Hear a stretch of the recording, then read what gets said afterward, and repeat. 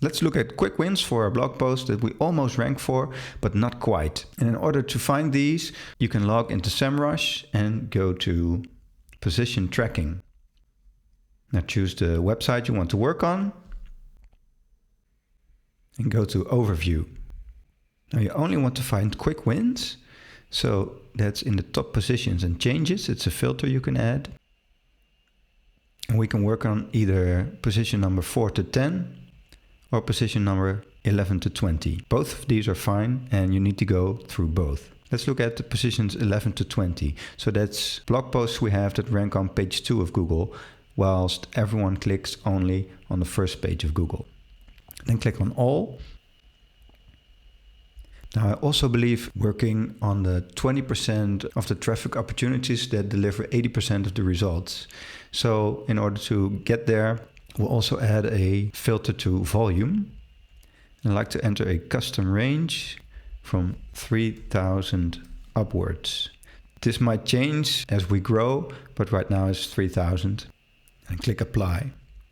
So now we have both filters in place.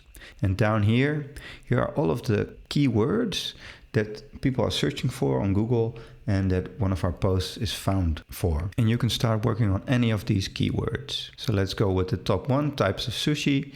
We're currently on position 11 and we've gone down a bit from position 8, but that's okay. We're going to improve the article now so we can rank higher. All the way back here is the URL. And you can click on the open landing page to go to it. I like to copy this URL and then you can click on edit posts. That is when you're logged into the WordPress site. You can go immediately to edit the post. And just like with the content analyzer from Semrush, we'll also open SurferSEO and analyze this URL for possible optimization opportunities.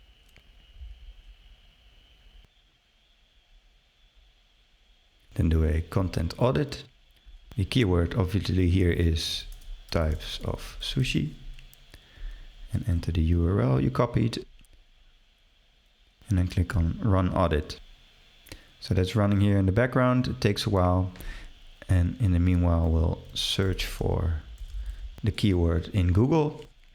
So you can see what types of pages are ranking in here. Get additional questions that you might answer, or we can create a separate post for and see what kind of SERP features are in there. So in this case, it's an image block. So we want to make sure we have a good image in there.